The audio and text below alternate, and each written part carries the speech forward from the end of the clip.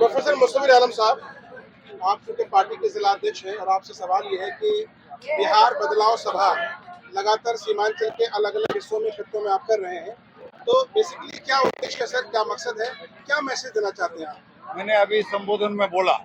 हमने इस मकसद के लिए आज़ादी लिया था। 77 साल बीत जाने के बाद आज तक हम उस लक्ष्य में नहीं पहुंचे। हमने अंग्रेजों को भगाया था, विदेशियों को भगाया था कि एक मेरा सुंदर राज होगा, स्वराज होगा, जहां हिंदू मुसलमान, अगड़ा पिछड़ा, छोटे बड़े, अमीर गरीब, सबों को सम्मान अधिकार होगा, सम्मान हक मिलेगा, सब लोग साथ मिलके चलेंगे। लेकिन आज़ादी मिलने के बाद कुछ दिन को अगर छोड़ दिया जाए, अब मैंने प्रारंभिक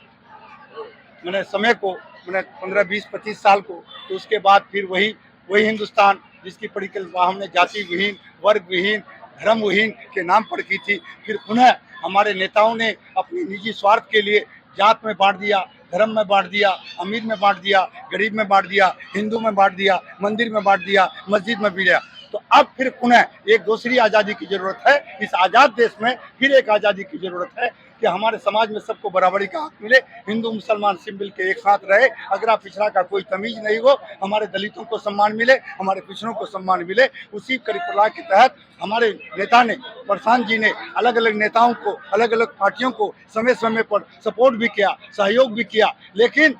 उन्हें जब सत्ता में बैठा दिया गया तो पुनः फिर उसी रास्ते पर वो चलने लगे। अंत उन्होंने फैसला लिया, यहाँ के बुद्धिजीवियों, यहाँ के आम जनों, 2 साल घूमने के बाद, यहाँ के गरीबों, यहाँ के दलितों से मिलने के बाद एक परिकल्पना